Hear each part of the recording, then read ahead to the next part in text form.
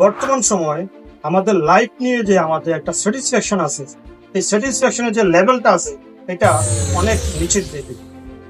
এটা আমি বুঝতে পারলাম সাময়িক সময়ে আমার কিছু বন্ধু বান্ধব এবং বড় ভাইদের ফেসবুক পোস্ট থেকে।